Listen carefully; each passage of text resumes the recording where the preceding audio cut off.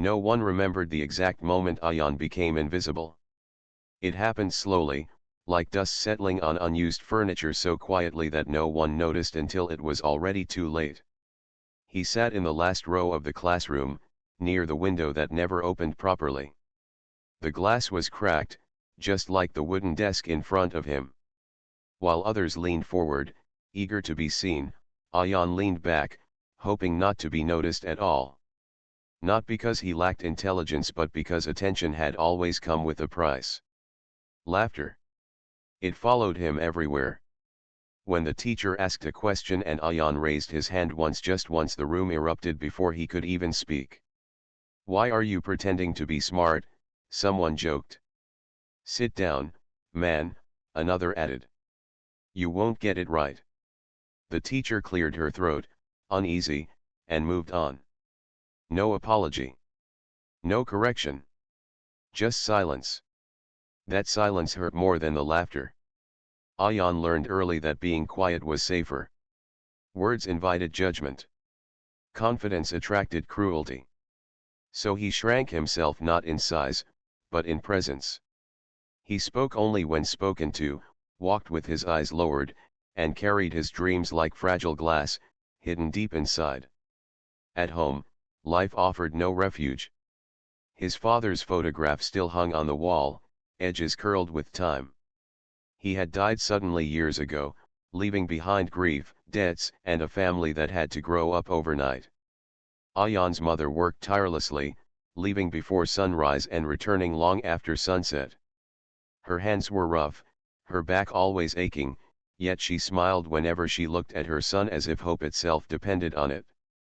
"I'm proud of you," she said often, though Ayan never understood why. What had he done to deserve pride? He brought home average grades. He owned only a few sets of clothes. He never complained, never asked for new shoes, even when the soles had worn so thin that rain soaked his feet on the walk to school. Still, his mother believed. Outside their small home, the world was less kind. Neighbors whispered. Classmates mocked. Even relatives spoke with quiet pity. "That boy will struggle his whole life," someone once said, not realizing Ayan was within earshot. "Poor family," another replied. "Some people are just unlucky." Ayan didn't argue. He didn't cry. He listened. At night, after his mother fell asleep from exhaustion, Ayan sat by the dim light of a flickering bulb. He read old books borrowed from neighbors, pages yellowed and torn. He wasn't chasing success or greatness, he was searching for understanding. For proof that pain wasn't permanent. That beginnings didn't decide endings. But doubt crept in. On particularly hard nights, he wondered if the world was right about him. Maybe some people really were meant to remain small. Maybe silence wasn't a choice but a destiny. The next morning, the laughter returned. A group of boys blocked his way near the school gate. "Hey, Ayan," one said with a smirk. "What do you want to be when you grow up?" The others leaned in, already smiling. Ayan hesitated. He knew the trap. I I don't know," he replied softly. They laughed anyway. "Exactly," one of them said. "Nothing." The word followed him all day. Nothing. Nothing to offer.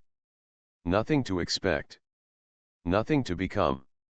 By the time he reached home, the weight of it pressed down on his chest. He sat beside his mother while she prepared dinner, her movements slow and tired. "How was school?" she asked. Ayan opened his mouth, then closed it again. "Fine," he said. That night, lying on his thin mattress, staring at the ceiling stained with years of leaks and repairs, something inside him shifted. It wasn't anger. It wasn't sadness. It was resolve. If the world believed he was nothing, he would stop trying to convince it otherwise. He would no longer explain, argue, or beg for understanding. He would listen. He would learn. He would endure. And one day, without announcements, without noise, he would become someone they never saw coming. For now, though, he had nothing. No power. No voice. No recognition. Only silence. And the quiet beginning of a strength no one was paying attention to. Silence, once chosen for safety, slowly became Ayan's identity. After finishing school, life didn't open its doors for him, it pushed him into narrow hallways with low ceilings and no windows. While others talked about universities, careers, and futures bright with certainty, Ayan searched for work. Any work. Something to help his mother breathe a little easier. He found it in places people avoided. Early mornings at a roadside shop, washing greasy dishes with water so cold it numbed his fingers. Afternoons carrying sacks in a warehouse where the air smelled of dust and metal. Evenings repairing broken stools and cracked shelves for neighbors who didn't want to spend money on replacements. Every job came with the same look, the quick assessment, the lowered expectations. "You won't last," a supervisor once said casually. "Don't mess this up," another warned, already convinced he would. Ayan nodded. He always nodded. Words still felt dangerous.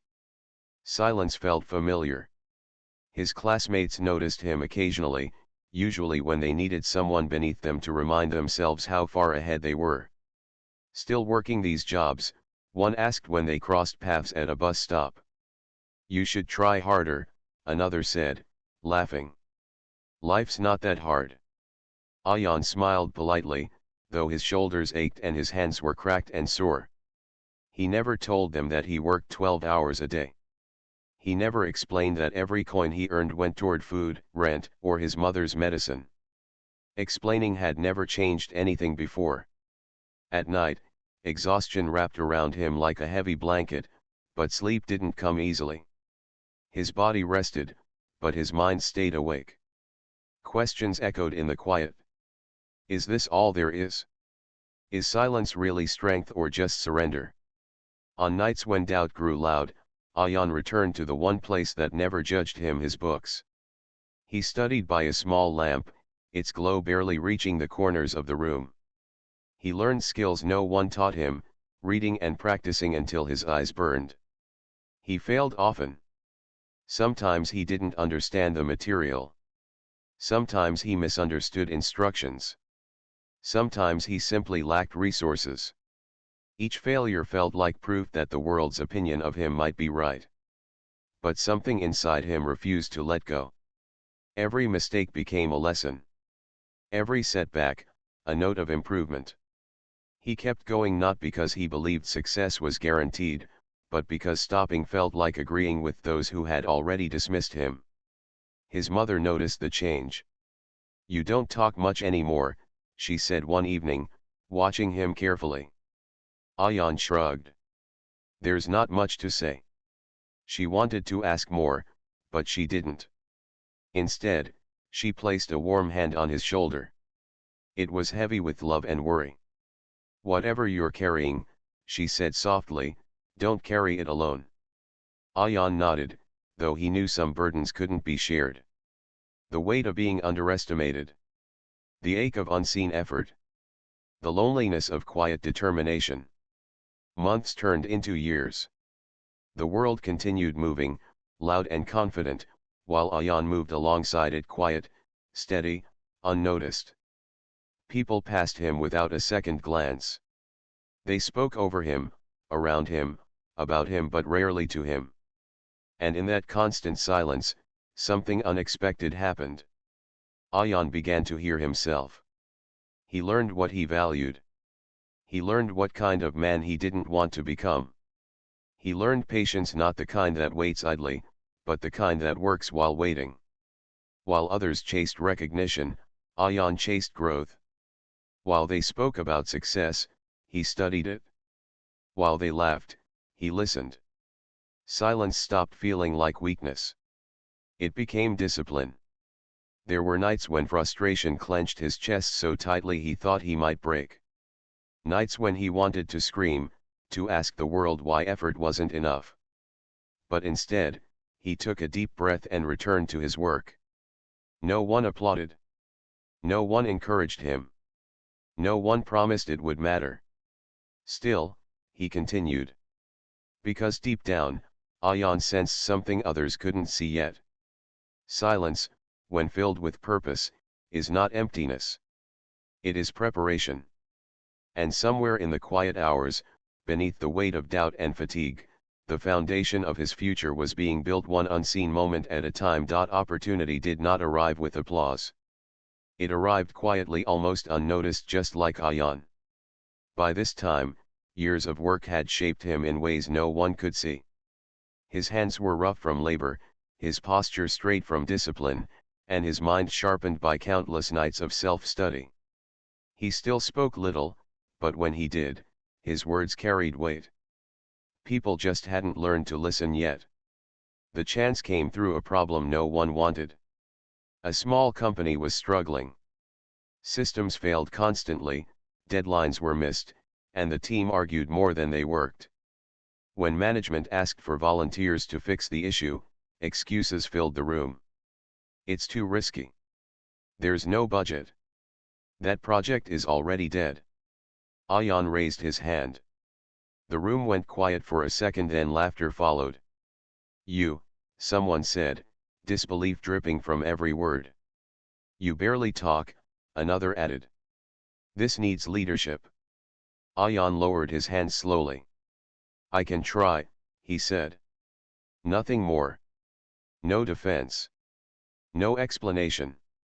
They gave him the task, not because they believed in him but because no one else wanted the responsibility. If it failed, the blame would fall easily on the quiet one. Ayan accepted.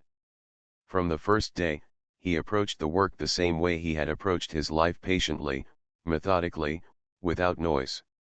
He listened before making changes. He studied the mistakes others ignored. He stayed late, sometimes sleeping at his desk, reviewing every detail again and again. Progress was slow at first. There were setbacks. Errors. Moments when even Ayan questioned himself. But instead of quitting, he adjusted. Learned. Improved. He remembered every failure from his past and used it as guidance rather than proof of limitation. Weeks passed. Small wins appeared. A system stopped crashing. A deadline was met. A process became smoother. No announcement was made. Most people didn't even notice. But one person did. An older supervisor, quiet, observant, rarely impressed, began watching Ayan from a distance. He noticed how the young man stayed calm when things went wrong. How he never blamed others. How he accepted responsibility without seeking credit. One evening, as Ayan packed his bag, the supervisor spoke. You don't talk much, he said. Ayan paused.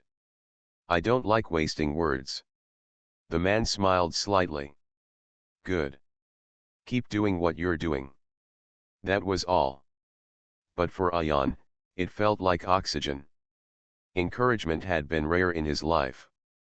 He didn't need praise, just acknowledgement that his effort existed. From that point on, momentum grew. The project stabilized. Clients stopped complaining. Productivity increased. People who once laughed now asked questions carefully, almost respectfully. Ayan answered when needed, still without boasting. He didn't remind them of their past words. He didn't demand recognition.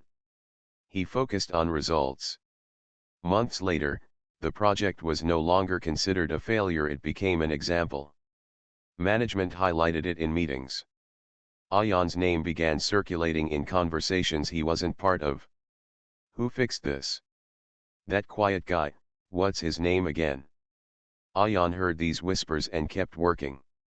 Success, he learned, didn't need noise to exist. Outside of work, life changed slowly too. His mother noticed fewer worry lines on his face. Their home felt lighter, not because they were rich but because stability had replaced fear. One night, she looked at him with misty eyes. You're different, she said. Ayan thought for a moment.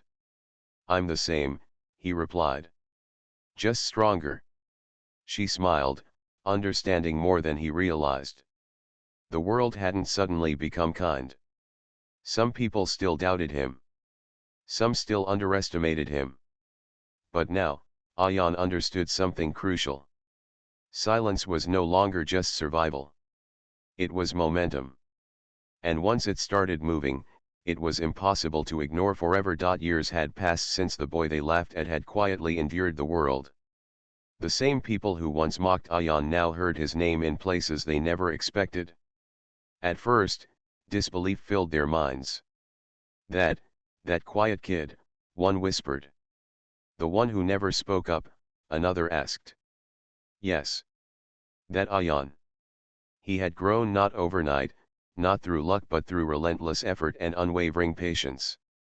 While others chased recognition, he had built something real. Something lasting. Something undeniable. The first time they saw him in a position of influence, some tried to approach with forced smiles. "Hey, we should catch up," said one of the former classmates who had once laughed at his worn shoes. Another feigned familiarity, pretending they had always believed in him. Some avoided his gaze entirely, unable to confront the memory of their own cruelty. Ayan noticed everything. He remembered every laugh, every whisper, every glance of pity. And yet, he said nothing. He didn't boast. He didn't remind them of their words. He didn't humiliate them. He simply existed. Calm. Confident. Successful. Silent. And that silence, the very thing they had once mocked, now unnerved them. For months, they tried to reconcile their memories with the reality before them. They remembered the boy with torn shoes, the quiet one who never argued, the one they thought would amount to nothing. Now, the boy had become a man who could command rooms, make difficult decisions, and inspire respect not with loud speeches or arrogance, but through results and presence. Some of them attempted to reconnect, offering empty apologies or tentative friendship. Ayan listened politely. Smiled. Nodded. But inside, his silence carried a quiet truth: the past couldn't be undone, and respect was earned not given. After laughter, he still helped people when needed, but he no longer needed validation. The success he had built spoke louder than words ever could. For those who had laughed at him, the realization was harsh: they had underestimated him, and now they faced the consequences. No speeches. No revenge. Just calm, undeniable proof that their assumptions were wrong. And the worst part? They couldn't argue with it. They couldn't change it. They couldn't erase it. The boy they had mocked had grown beyond their reach. Their laughter now echoed only in their regrets. Ayan had become what they never believed he could be. And in that quiet, effortless power, they understood their greatest failure, the failure to see potential where it quietly existed. The boy they had laughed at was no longer theirs to define. He had defined himself. And it was too late for them to do anything about it. Regret doesn't announce itself with a shout. It creeps quietly, settling into the chest like a heavy stone, weighing on every thought. For those who once laughed at Ayan, that weight had become unbearable. They had mocked the boy with nothing. The quiet one who never spoke up. The one they assumed would never rise. And now, he had risen. Not just risen, but soared in ways they had never imagined.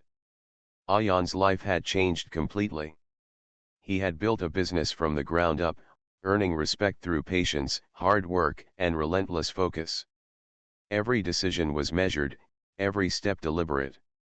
His success wasn't flashy or showy, but it was undeniable. Results spoke for him where words were unnecessary. He moved through the world with calm confidence. Meetings, decisions, opportunities, he handled them all with a quiet strength that demanded respect. And the irony? The same people who had once laughed were now forced to acknowledge him, whether they liked it or not. Some attempted to reconnect, offering smiles that were a little too bright, apologies that felt rehearsed, and compliments that carried the faintest hint of envy. Ayan listened. He nodded politely. He even helped in ways he could. But inside, his silence remained absolute. Not cold. Not cruel. Just measured. Just enough to remind them that what they had once dismissed was now untouchable. And that was when they realized the cruelest truth: they had wasted their time. They had wasted their laughter. They had underestimated someone who never stopped growing, never stopped learning, never stopped striving. For them, regret was quiet, yet relentless. Every time they saw Ayan succeed, every time they heard his name praised, every time they realized their own accomplishments paled in comparison, the memory of their past mockery gnawed at them. They could have been kind. They could have offered encouragement, mentorship, friendship. Instead, they had chosen ridicule. And now, the cost was more than just embarrassment. It was a life built in quiet dignity while they clung to hollow superiority. Ayan had never sought revenge. He had never wanted to humiliate anyone. That was never his path. His goal had been simple: survive, learn, grow. And in doing so, he had become something far greater than they ever expected. One day, a former classmate approached him nervously, unable to hide the unease. Ayan. Ayan stopped him with a calm gesture. No words. Only a look that said more than anything spoken could. It said, "I know. I remember. And I am beyond your judgment now." The man looked away, shame coloring his face. There was no apology big enough, no word sufficient to erase years of underestimation. All he could do was recognize that he had been wrong. That he had wasted time on laughter instead of seeing the quiet strength before him. Ayan's silence was the final lesson. It was not cruelty, it was the truth spoken without sound. And truth, when it comes quietly and steadily, has a power that mockery never could. That night, as Ayan returned home, he sat with his mother. She had noticed his calm demeanor, the serenity in his eyes that years of struggle had carved into him. "You've changed," she said softly. "I'm the same," he replied, "only stronger." And it was true. The boy who once had nothing had become a man who had everything, not because the world finally believed, but because he had never needed it to. He had built his life quietly, brick by brick, lesson by lesson, mistake by mistake. He had endured laughter, ridicule, neglect, and doubt. And from it, he had forged resilience, wisdom, and success. For those who had mocked him, the greatest regret was theirs alone. They had lost time, lost perspective, and had been forced to watch silently as someone they underestimated quietly became extraordinary. And Ayan? He never looked back with anger. He never sought revenge. He only continued forward, his silence now a shield, a symbol, and a testament to the power of quiet endurance. The world once laughed at him. The world once ignored him. But in the end, it was his silence and his unwavering persistence that became their greatest regret. Because some lessons arrive not with noise or anger, but in the quiet, undeniable proof that they underestimated someone who refused to be broken. Ayan had nothing once. Now, he had everything. And they had nothing but regret.